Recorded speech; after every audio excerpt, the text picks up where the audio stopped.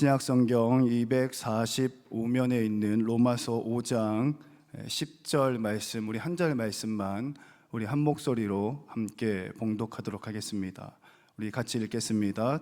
곧 우리가 원수 되었을 때에 그의 아들의 죽으심으로 말미암아 하나님과 화목하게 되었은즉 화목하게 된 자로서는 더욱 그의 살아나심으로 말미암아 구원을 받을 것이니라. 아멘. 할렐루야. 우리 옆에 계신 성도님들과 이렇게 한번 인사하겠습니다. 예배를 통하여 은혜 받으세요. 한번 인사하겠습니다. 시작. 예배를 통하여 은혜 받으세요. 아멘.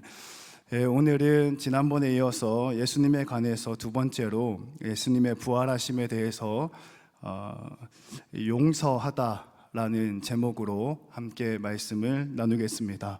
2018년도에 개봉했던 영화입니다. 좀 오래전에 개봉했던 영화인데요, 제가 근래 봤던 영화들 중에 아주 기억에 남고 인상적이어서 한 1, 2년 전에는 청년의 설교 시간에도 잠시 언급했던 영화가 있어요. 그 영화가 뭐냐면 제목이 월요일이 사라졌다가 이제 제목입니다. 월요일이 사라졌다. 이 내용이 어떤 내용이냐면 아주 먼 미래에 지구의 자원들이 고갈되어져서 사람들이 많이 생활할 수가 없게 돼서 인류의 생존을 위해서 한 가정에는 아이 한 명만 놓자, 이제 한 1가구 1자녀 이런 산하 제한 정책을 펼쳐가고 있는 상황 가운데 어떤 한 집에서 아이가 태어났는데요, 몇 명이 태어났냐면 한 번에 7쌍둥이 여자아이가 태어나면서 이제 영화가 시작됩니다.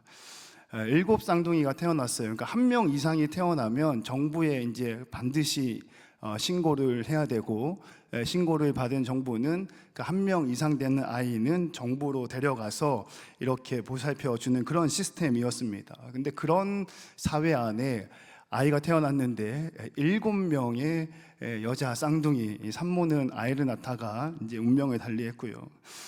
태어나서 외할아버지 되는 주인공이 한참을 고민을 합니다. 이 아이들을 어떻게 해야 될까? 그리고 이 아이들을 정부에다가 이제 알려주게 되면 사실 정부에서 아이들을 잘 돌봐주지 않는다라는 것 정도는 서로가 다 알고 있습니다. 한참 고민 끝에 이 외할아버지가 7 여자아이, 쌍둥이 아이를 몰래 키우기로 이제 결정을 하게 됩니다. 쌍둥이잖아요. 또 이름을 지어줘야 되잖아요. 7명이라서 외할아버지가 이 아이들 이름을 어떻게 지어줬냐면 첫째 이름이 먼데이입니다. 월요일이죠, 영어로. 둘째가 투즈데이, 윈즈데이, 서스데이, 프라이데이, 세러데이, 썬데이, 이렇게 월요일, 화요일, 수요일, 목요일, 금요일, 토요일, 일요일, 이렇게 7쌍둥이의 아이의 이름을 지어줬어요. 그리고 영화 제목이 이제 월요일이 사라졌다가 영화 제목이잖아요. 그 첫째 아이가 사라지면서 이제 영화가 시작이 됩니다. 근데 이 7명을 키우려면 그 가정 안에 법칙이 있어야 됩니다. 왜냐하면 정부에서는 이 가정에 월요일, 먼데이, 이 여자아이 한 명만 있다라고 정부에서는 알고 있기 때문에 나머지 6명이 여기 있다는 것이 정부에 알려지면 안 되는 거죠. 그래서 몇 가지 규칙이 있는데요, 첫 번째는 7명의 여자아이들이 카렌 샘맨이라는 하나의 이름을 사용해서 사회생활을 하게 됩니다. 그리고 또 내 집에만 있을 수는 없잖아요. 외출도 해야 되고 학교도 다녀야 되고 나중에는 이제 커서 직장도 다니고 연애도 하게 됩니다. 외출을 해야 되는데 자신의 이름과 동일한 요일에만 외출을 할 수가 있어요. 월요일 날에는 먼데이가 외출을 하고 일요일 날에는 썬데이라는 이름을 가진 애칭이겠죠, 그 친구가 외출을 합니다. 근데 다 쌍둥이이기 때문에 밖에서 직장에서 사회에서 봤을 때는 그냥 다 그 7명의 여자아이를 카렌이라고 부르게 되는 거죠. 그리고 마지막 세 번째 규칙이 있는데요, 화요일 날 이제 외출하고 들어오게 되면 그날 저녁 식사는 항상 가족과 함께 해야 합니다. 저녁 식사를 하지 못하게 되고 뭐 야근이 있거나 또는 직장 생활 때문에 바깥에서 외식을 하게 되면 반드시 집에 들어와서 잠자리에 들기 전에 나머지 6명의 자매들과 외할아버지와 그날 하루 있었던 이야기를 공유를 해야 됩니다. 왜냐하면 다음 날 또 다른 자매가 직장으로 출근을 할 거잖아요. 그럼 어제 누구하고 커피를 마셨는지, 어제 점심은 뭘 먹었는지를 이 다음 자녀가 알아야지 똑같이 흉내를 내면서 카렌 샌맨이라는 이름으로 살아갈 수가 있게 됩니다. 그래서 헤어스타일도 늘 같아야 되고요, 말투도 같아야 되고요, 화장하는 스타일도 7명에서 비슷하게 해야 되는 상황이에요. 근데 이제 어린 시절에 사고 사건이 하나 생깁니다. 이 썰스데이라는 애칭을 가진, 그러니까 목요일이죠. 이 목요일이라는 애칭을 가진 이 여자아이가 외출을 하고 들어왔는데 손가락을 부여잡으면서 들어오는 거예요. 무슨 일이 있었냐면 바깥에서 놀다가 실수로 왼손 두 번째 손가락, 검지 손가락이 잘려버립니다. 그리고 그 잘려버려진 그 검지 손가락을 잃어버리고 잘린 채로 피를 뚝뚝 흘리고 집에 들어옵니다, 저녁에. 그리고 그 모습을 본 외할아버지는 나머지 6명을 다 모읍니다. 그리고 난 다음에 어떻게 해야 할까요? 나머지 6명도 한 명씩 한 명씩, 조금 표현이 잔인한가요? 이렇게 손가락을 썰스데이와 같이 똑같이, 모양도 똑같이 잘라야 됩니다. 좀 더 길어도 안 되고 짧아도 안 되고요. 두 번째 손가락을 이렇게 정리를 해야 됩니다. 세 번째 손가락을 정리를 해도 안 돼요. 왜냐하면 세상 사람들은 다 한 여자로 보고 있고 두 번째 손가락을 다친 아이로 보고 있기 때문에 그렇죠. 그러면서 그 외할아버지가 했던 얘기가 뭐냐면, 우리 가족이 다 함께 공존하기 위해서는 누군가가 희생을 해야 된다라고 이야기해요. 그러니까 손가락을 다쳐온 아이도 울고불고 속상하고, 또 아무것도 한 것도 없는 나머지 6명의 자매들은 생손가락을 이렇게 해야 되는 그런 고통과 어린 소년 입장에서 그런 불안함에 노출되면서 아마 울기도 하고 서로에게 남 탓을 하기도 하고 이렇게 막 욕을 하기도 하고, 그러면서 결국은 6명이 희생하고 다음날 금요일이라는 애칭을 가진 친구가 손가락에 분대를 감고 이제 학교에 가게 되는 장면이 시작됩니다. 여러분, 공동체, 그러니까 집단, 가정이나 사회나 또 우리가 지금 모여있는 우리 교회 역시 마찬가지로 공존하기 위해서 필요한 것이 있다면 그건 바로 희생이다라는 거예요. 이 영화에서는 사나 제안이라는 아주 어려운 환경 속에서 행복한 가정, 7자매와 함께 행복한 가정을 꾸려나가고 공존하기 위해서는 손가락을 절단해야 되는 희생이 필요했어요. 그러니까 그 7명이 전부 다 성격이 다릅니다. 성격이 다 다르지만 다 비슷한 성격처럼 행동을 해야만 했습니다. 희생하고 감내한 거죠. 또 좋아하는 음식도 다 달라요. 어떤 친구는 아이스 커피를 좋아하는데 다른 친구는 뜨거운 커피를 좋아하는 거죠. 그러나 이것들도 서로 맞추고 희생하고 감내해야 됩니다. 이 이제 자녀들이 좀 커서 성인이 됐을 때도 영화는 계속 진행이 되는데요. 심지어는 이 7명의 자매들이 남자를 보는 이상형마저도 비슷하게 맞춰야 됩니다. 그렇지 않겠어요? 어제는 이렇게 키가 큰 남자를 마음에 들었는데 다음날 다른 자매가 가서 키가 작은 남자를 마음에 들면 의심을 살 수도 있죠. 그러니까 심지어는 남자를 만나는 이상형마저도 얼추 비슷하게 희생하고 감내해야 된다는 거죠. 아마 이들에게 있어서 어린 시절에 멀쩡했던 손가락 하나를 절단해야 되는 그 사건이 아마 가장 큰 희생이지 않았을까. 그리고 그 큰 희생을 통해서 그 7자매는 외할아버지와 더불어서 단란하고 행복한 가정을 어려운 환경 속에서도 유지해 나갈 수 있었다라고 기록을 합니다. 여러분, 영화를 보면서 생각하면서 오늘날 한국 교회를, 또 우리 교회를 생각하게 됩니다. 우리 교회, 한국 교회의 종교 자체가 사회가 고령화되어져 가고 있고요, 교회 학교는 소멸되어져 가고 있고 교인 수는 자꾸만 감소되고 있는 상황이죠. 그리고 우리가 근래 3년 동안 코로나19라는 정말 생각지도 못한 사건을 접하면서 경제적으로도 참 어려운 상황을 맞이했습니다. 이제 한 번은 월요일 날 쉬는 날이 되어서 카메라를 메고 남포동 밑에 시장길을 내려가는데요, 그 시장에서 옷을 파시는 분들이 계시잖아요.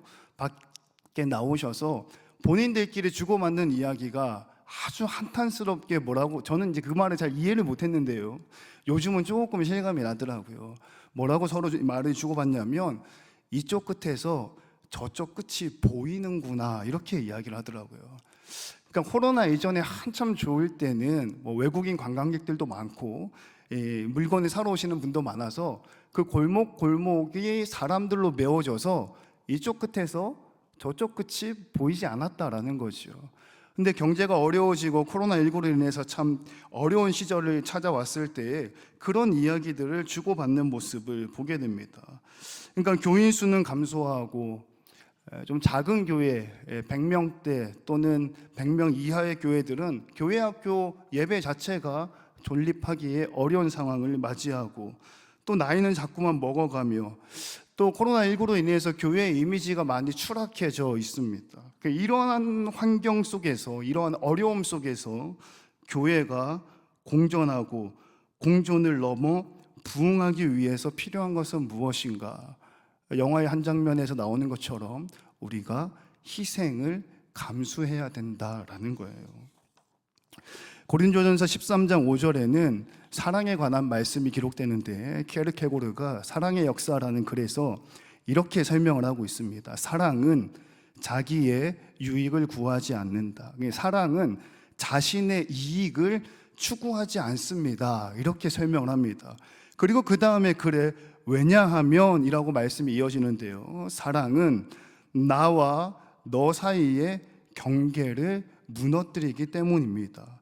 그리고 이 경계가 무너지게 되면 나의 것이 사라지게 되고, 나의 것이 사라지게 되면 나의 유익과 나의 이익 역시 사라진다라는 거예요. 그래서 사랑은 자신의 이익을 추구하지 않는다. 오늘 읽었던 본문 말씀과 설교의 서두의 말씀에 빗대어 이야기하면 사랑은 나의 유익을 구하는 것이 아니라 다른 사람을 위해서 희생하는 것이다. 그리고 저는 말씀 서두에 영화의 한 장면과 케르케고르가 이야기하는 사랑의 이야기를 묶어서 설교 제목처럼 용서하다라는 제목으로 함께 은혜를 나누려고 합니다. 여러분, 공존하기 위해서, 그러니까 한 가정 안에 7명의 자매들이 아름다운 가정생활을 하기 위해서, 여러분 우리 교회가 한 200명 정도 모이잖아요. 앞으로는 더 모일 줄로 믿습니다. 할렐루야. 우리 목장, 사랑 목장에 제일 많이 모일 줄로 믿습니다. 여러분 우리 교회가 한 200명 정도 모이는 교인들, 어르신 교인 성도님들이 200명 정도 모이고 있어요. 예배 때마다. 그러니까 공존, 그 200명의 성도들이 우리끼리 공존, 그러니까 즉 유지하는 것을 넘어서 성장하고 부흥하기 위해서 필요한 것은 바로 십자가의 은혜에서 얻게 되는 용서라는 사실입니다. 여러분, 나의 손가락을 자를 때, 그러니까 썰스데이의 실수를 용서해야만 나의 생손가락을 자를 수가 있는 거예요. 나와 너 사이의 경계가 사라지게 하려면 나에게 상처를 준 너를 용서할 때만 그것이 가능합니다. 마치 하나님께서 저와 여러분을 용서하신 것처럼 말이지요. 여러분, 자녀를 키우다 보면 가장 많이 하는 이야기가 있습니다. 싸우지 좀 마라. 2 이상 되는 자녀를 키우면 저희도 그래요. 싸우지 좀 마라. 별것도 아닌데 참 너무 잘 싸우는 것 같아요. 계속 싸우니까 이제 부모 입장에서는 이제 교육하고 훈련하고 또 이렇게 훈육을 하잖아요. 그럼 어떻게 이야기를 하냐면 안 싸울 수는 없더라고요. 안 싸울 수는 없어서 잘못했으면 뭐라고 해야 되죠? 미안하다라고 얘기해라. 미안하다고 얘기하면 상대방은 어떻게 해야 돼요? 괜찮다라고 이야기해라. 아주 제가 강력하게 교육시키고 훈육시키고 훈련을 시켰어요. 근데 이게 잘못된 효과가 나타났더라고요. 언니를 툭 때리고 미안해. 그냥 미안해라는 얘기 듣고 괜찮아. 무슨 기계 버튼 딱 틀어놓은 것처럼 미안해, 괜찮아. 조금 잘못된 효과가 나타나기도 합니다. 여러분, 이제 문제가 발생을 합니다. 어떤 문제가 발생을 하냐면 나에게 미안하다고 얘기하지 않는 거예요. 다시 얘기하면 나에게 용서를 구하지 않았기 때문에 나는 당신을 용서할 수 없습니다 라는 거죠. 뭐 여러 가지 이유가 있을 수도 있습니다. 용서를 구하는 것을 바쁜 일상 가운데 잊어버리실 수도 있고요. 용서를 구할 만큼 내가 그 정도로 잘못했는가? 라고 스스로 생각할 수도 있습니다. 이 말은 다른 말로 얘기하면 나도 잘못했고 당신도 잘못했습니다. 그리고 용서를 구하기에는 자존심이 너무 상할 때도 종종 있습니다. 여러분, 이게 가정 안에서 뿐만이 아니라 교회 안에서는 어떤가요? 얽혀있고 설켜있는 여러 가지 문제들, 또 내가 잘못하고 또는 당신이 잘못하고, 때로는 우리 모두가 아무런 잘못이 없는데도 상황과 구조 안에서 서로를 낯설게 만드는 경우들이 많이 생겨나게 됩니다. 여러분들은 어느 입장에 서 계신가요? 기계처럼 미안해라고 얘기하는 입장이신가요? 아니면 괜찮아라고 대답을 해야 하는 입장인가요? 용서를 구해야 하는 쪽이신가요? 아니면 용서를 반드시 받아내야만 하는 입장에 계신가요? 그리고 그렇다면 용서를 구해야 하는 쪽이라면 여러분, 용서를 구하고 용서를 받으셨나요? 용서를 꼭 받아내야만 하는 상황이라면 그 사람에게 무슨 수를 썼어라도 그렇게 용서를 받아내셨나요? 여러분, 이것보다 더 중요한 이야기가 있습니다.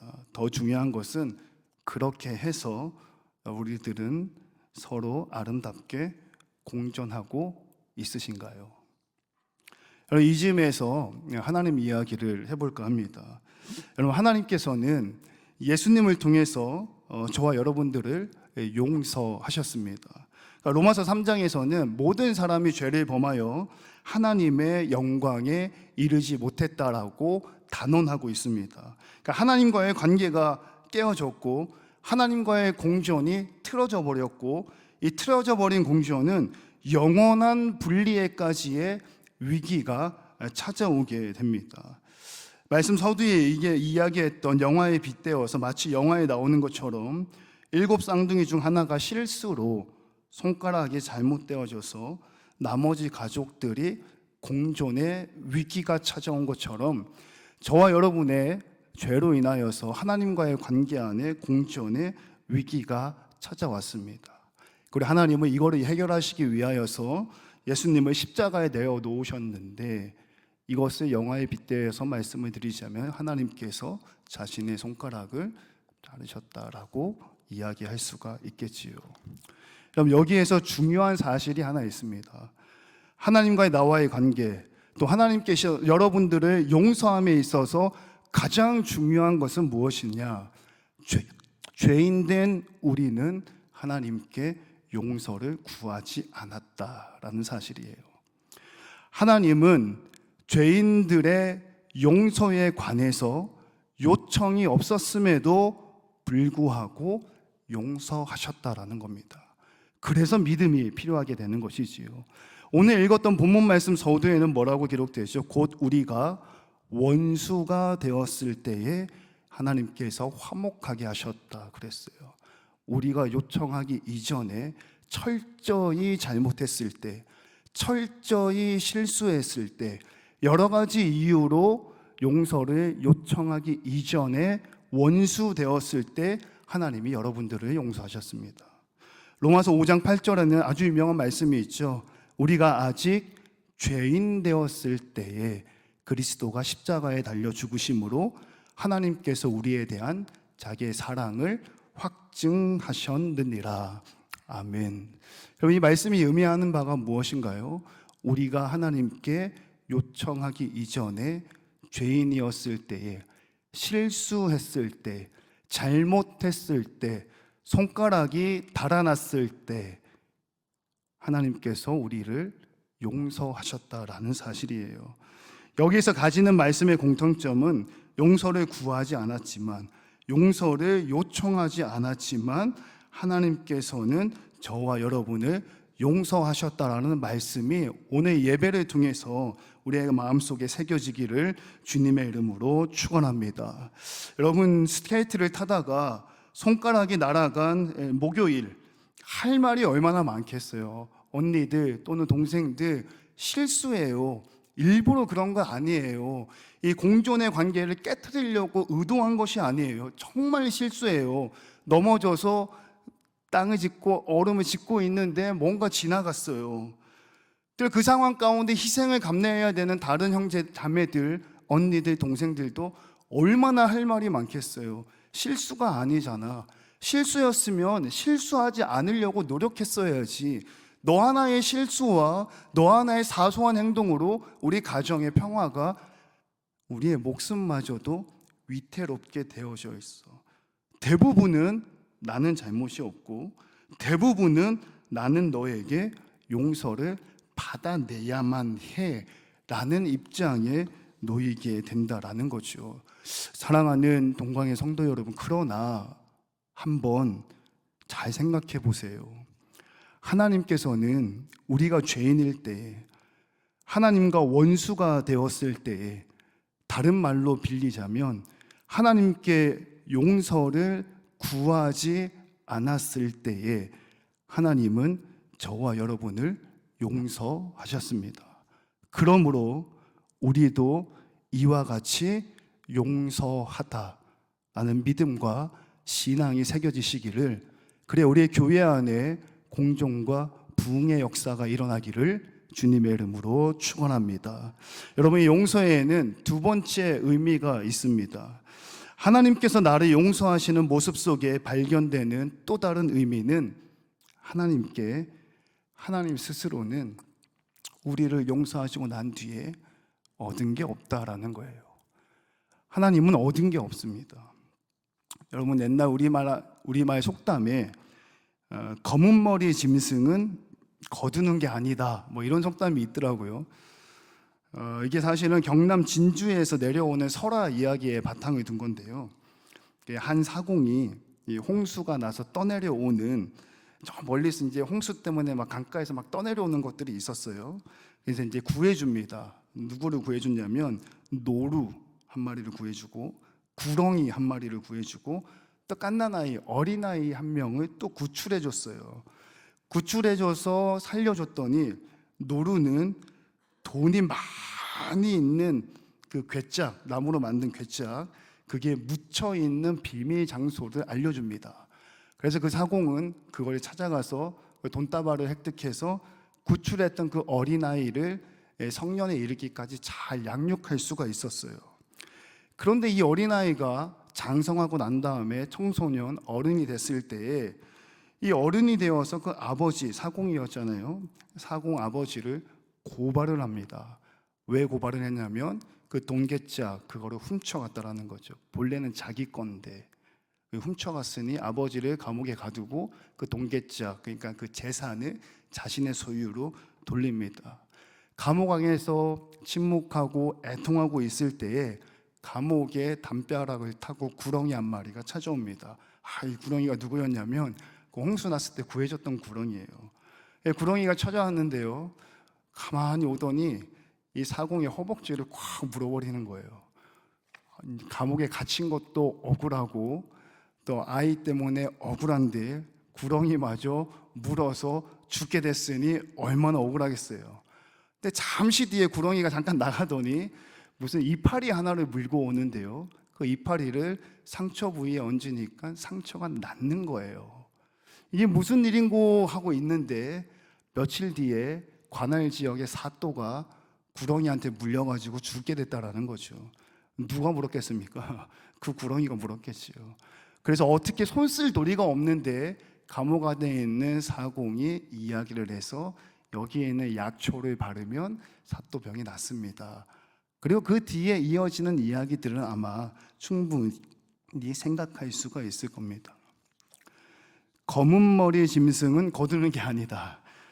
짐승들은 도와주면 은혜를 갚는데 사람은 은혜 갚을 줄을 모르니까 도와주지 마라, 뭐 이런 내용의 속담이지 않겠어요?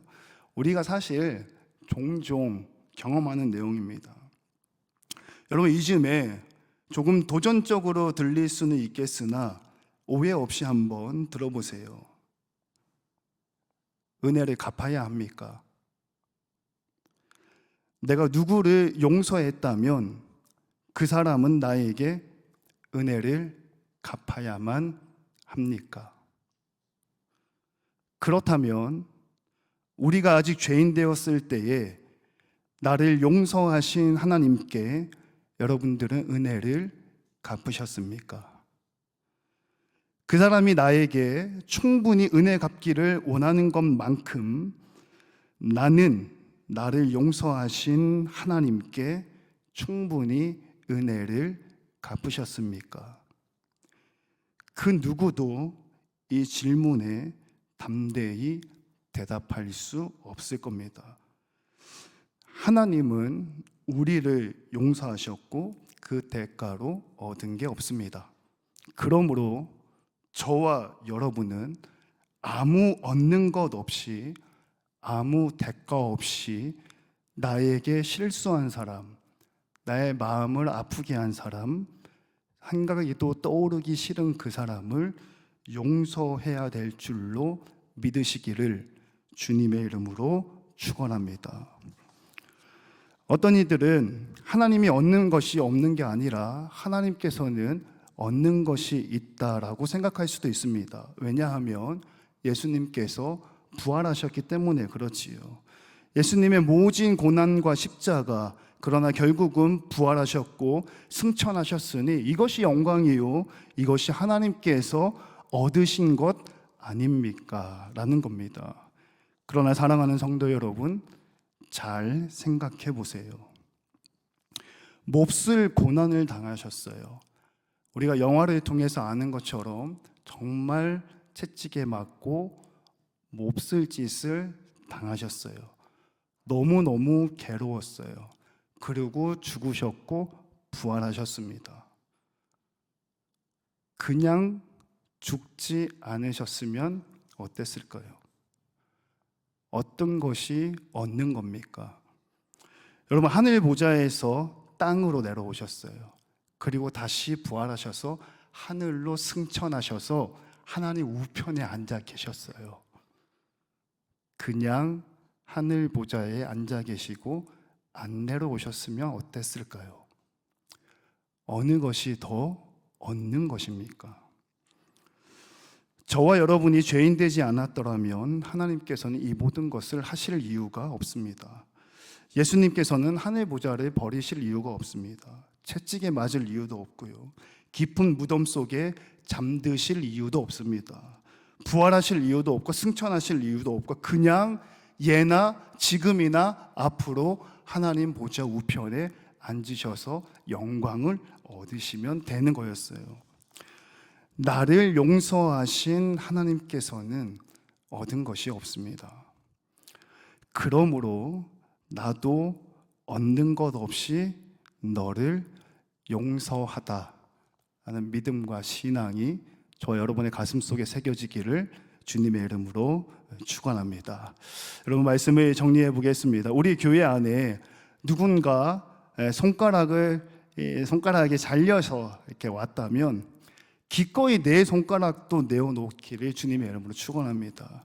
여러분, 손가락뿐만이 아니라 몸의 다른 부분까지도, 그리고 예수님처럼 목숨까지도 내어놓으면서 용서하다라는 믿음을 실천할 수 있기를 주님의 이름으로 축원합니다. 여러분, 이런 일들을 가능하기 위해서는 여러 가지 요건들이 필요합니다. 그 중에 하나만 소개하고 말씀을 정리하겠습니다.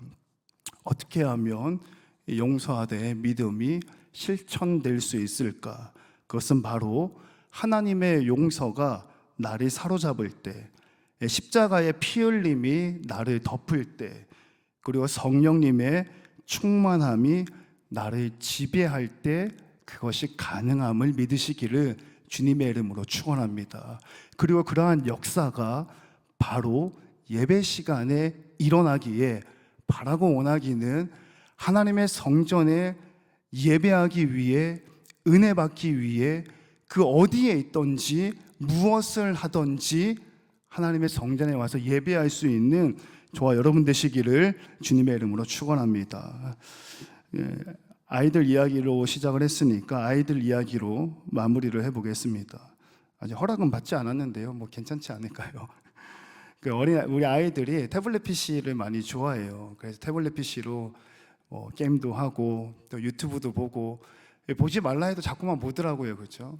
아예 안 볼 수는 없더라고요. 그래서 어떻게 해야 될까 고민하다가, 야, 영상은 보는 건 좋은데 축구 영상을 봐라. 아빠가 축구하는 거 좋아하니까 축구 하이라이트를 보는 것은 아빠가 이제 이해를 해줄게. 이렇게 이야기를 했던 적이 있어요.